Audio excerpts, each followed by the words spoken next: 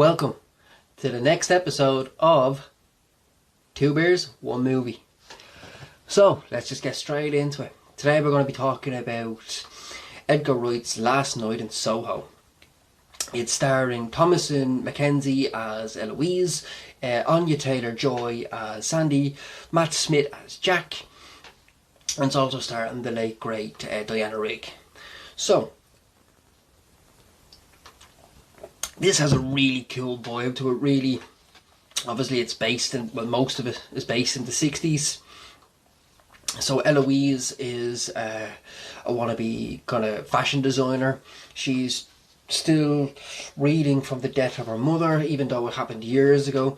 She sees her mother in everyday life. She talks to her grandmother about this, and she wants her to open up about just about any of our anxieties, any of our feelings, because our mother commits suicide. She also moved down to London when she was Eloise's age.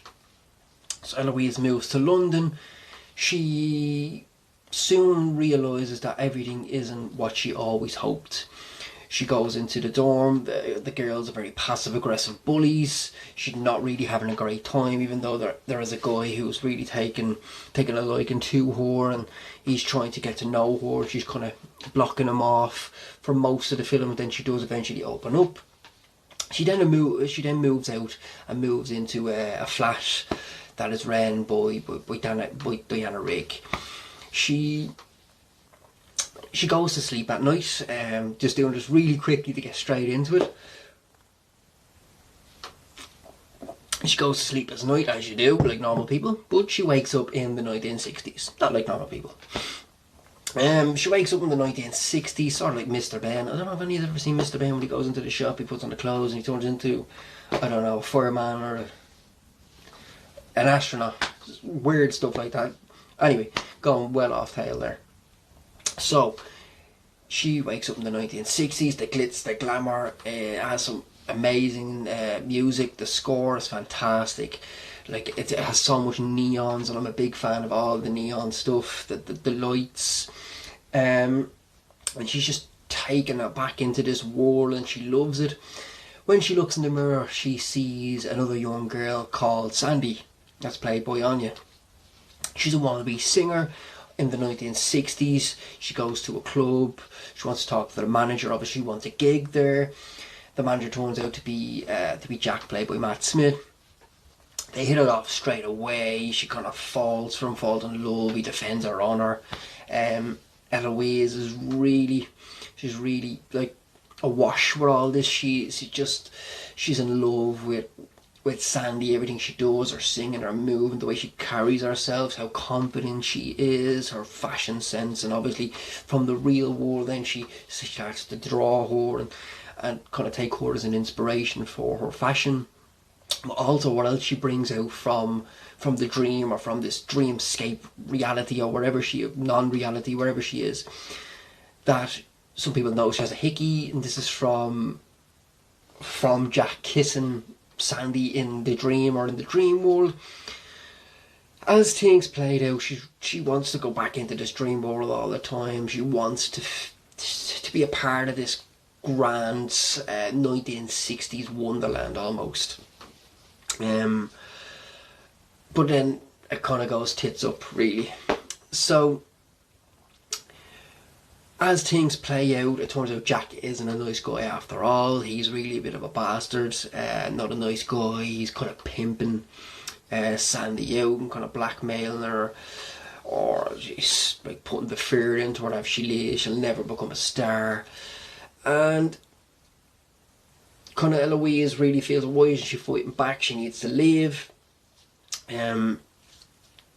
She sees she's then pimped out all these men, and each man is just like a faceless figure to her, and to them she's just a name, and that's kind of like some of the teams for it, that she's just a name for them, for the guests. They're faceless men. They're all grubby, white, middle-aged, rich bastards as well.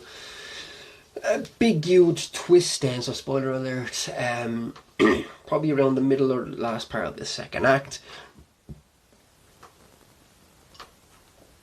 where Sandy wants out. She wants away from this.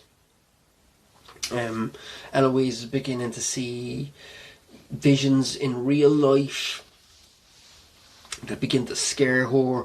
She kind of like feels like she's having a psychological breakdown.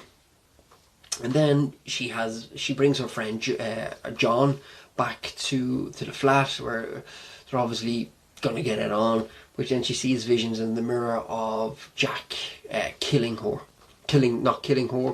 Sandy. So then she's trying to, in the real life, she thinks she knows who the killer is. People think she's crazy. She's obviously looking like she's having a nervous breakdown. And then kind of the twist is really predictable. There's a lot of good about the film. Obviously the performances from all the actors are really good, they're really believable. I think Eloise and Sandy are both really relatable characters. The performances are really good by the two girls. And obviously Diana Rigg is really good on her send off, should I say. And Matt Smith plays the really good charming guy, and then obviously he kind of twists into being a bit of a prick. So the characters are really they're really relatable, they're really believable. But as it goes on, it kind of wants to be this modern day Mulholland Drive. That's kind of the vibe I got from it anyway. But I don't think the execution is as good. It somehow turns into a psychological horror, which is really weird because I wasn't really expecting that. She sees faceless ghosts, and obviously the faceless men of Sandy's nightmares, and she's seen them in her everyday life.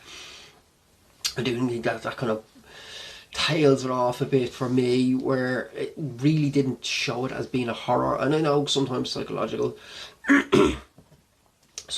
trauma for people is a horror to them sometimes, depending on what's gone wrong. But it really didn't play itself out like that. You knew something was going wrong.